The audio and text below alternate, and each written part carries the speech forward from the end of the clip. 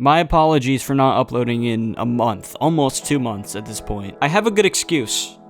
Just kidding, no I don't. All you need to know in a nutshell is life has definitely been life. I do want to get on a more consistent upload schedule when I'm ready, and I'll talk more about that at the end of this video because I don't want this intro to drag for too long. There will be timestamps. This video actually wasn't originally supposed to be the next upload. I was going to put out more body horror in kids media, a sequel to my first body horror in kids media video, and that video is still coming out. It's just, you know, life happens, doesn't always go as planned.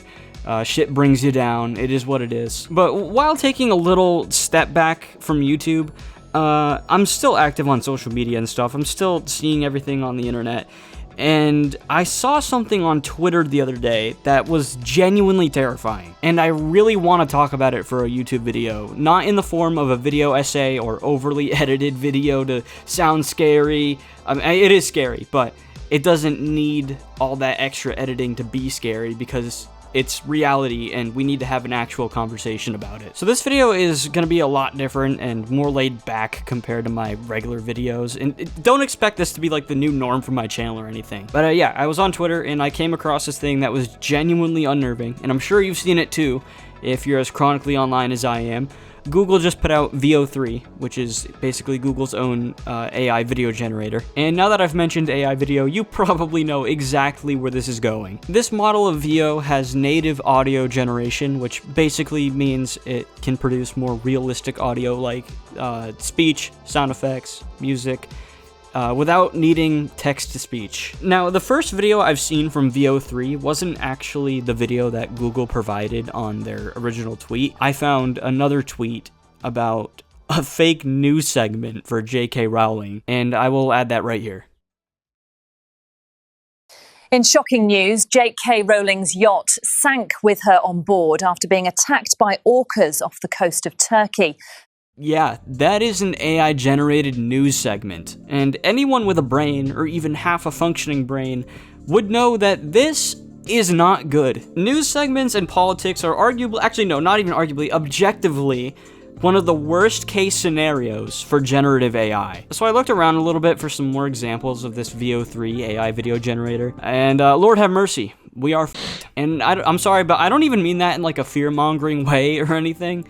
It's just the truth. Like, if AI keeps advancing this good, this fast, things are not going to end well, especially when it comes to elections and politics, which is probably when it'll be the worst, is around election time, where we'll be seeing huge disinformation campaigns being spread using AI video. There's always the hope that it could just like fade off in popularity and no one will care about it anymore, kind of like NFTs.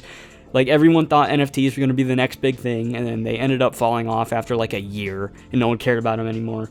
But the difference is AI keeps evolving, keeps advancing, and it's not going to stop. It's going to keep going until it looks nearly identical to real life, and we are right around the corner from being there, I would say, based off how these videos here look. Here, I'll put some examples of some of the AI videos I found with this new Veo 3 model, and I want you to tell me they don't look almost identical to real life already. I mean, there's obviously something off about them, like a little bit of uncanniness. If you look at it quickly, and especially if you're like an older person who's naive and doesn't really know that much about technology, this stuff looks pretty damn real.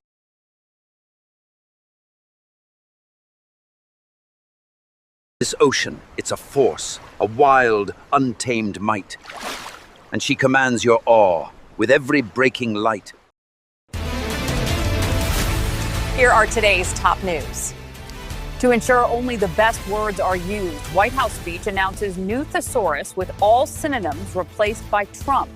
In shocking speech, White House announces plan to replace all U.S. ambassadors with highly opinionated game show hosts for more entertaining diplomacy. The White House unveils Truth GPT, an AI that rewrites all social media posts globally to reflect undisputed facts tremendously. White House announces AI will now write all press briefings to ensure 100% factual incomprehensibility.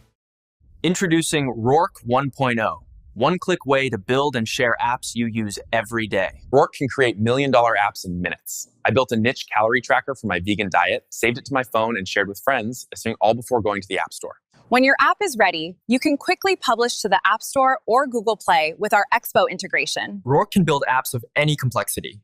You can import your Figma design, use secure backend, add any database, sync with GitHub, and more.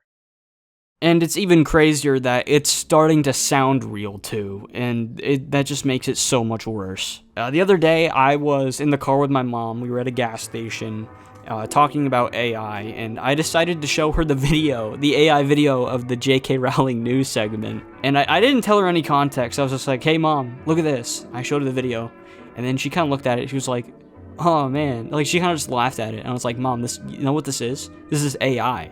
But I feel like this is a problem that not a lot of people in real life are talking about. Like, I don't see a lot of people in person talking about the issues with evolving AI like this. It can be used in politics, news, replacing jobs, especially in like the movie industry. One of the more concerning things that nobody brings up in real life when I talk to them about AI, producing illegal content. And to be honest, I don't understand who this is for. That's what pisses me off the most. I don't understand what they're doing this for. Who wants this? Who is going to use this? What are the benefits to hyper-realistic AI-generated video other than the examples that I just listed, which are no good? Other than like shit posting and making memes and stuff, I can only think of negative things to come from this. I can think of almost no positives. And it's crazy to me that the companies helping to advance these AI models don't see the potential evil that this is going to carry. It is actually so dystopian. It's beyond concerning at this point. It's damn near at a threatening level. Excuse me for what I'm about to say. I don't want to get into politics, but I have to bring this up. The fucking president of the United States is posting AI-generated slop content to his social media pages. Not even just him, the official White House social media pages are posting AI-generated stuff. And we can have a whole conversation about the morality of the White House social media pages going on right now, but that's a whole different thing. But the takeaway of that is we have official people in our government using generative AI to help push their propaganda. It's become so much more than just a left or right issue, although I feel like the right does use generative AI more than the left does. That's just something I've noticed. I don't know, I'm not going to open that can of worms, but it's the facts. We are in a time where we have people in our government using AI, and it's scary. I actually brought up the idea of stuff like this happening like 10 months ago in my video called AI's Potential Threat to Humanity. I think that's what it's called. But it's crazy to see like some of the stuff I talked about in that video. Like it is actually happening now. Like we are going through that right now. A lot of movies and media portray AI as these robots that are stacked on weapons and kill humans, but that's not going to happen. What's most likely going to happen is humans are going to help AI advance so far, too far, that we end up weaponizing it against ourselves, and we are already starting to see that now. Okay, it's the end of the video. I've said everything I wanted to say about AI.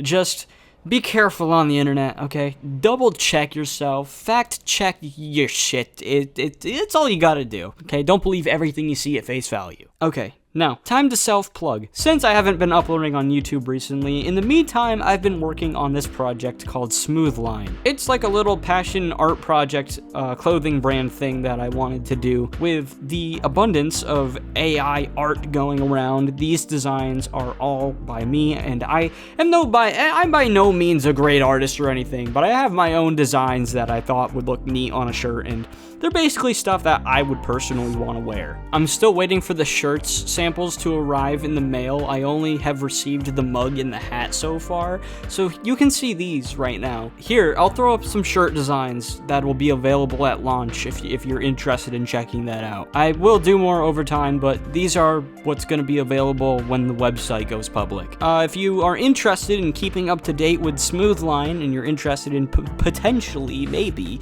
even buying some products, go to the Smoothline Instagram. That's That's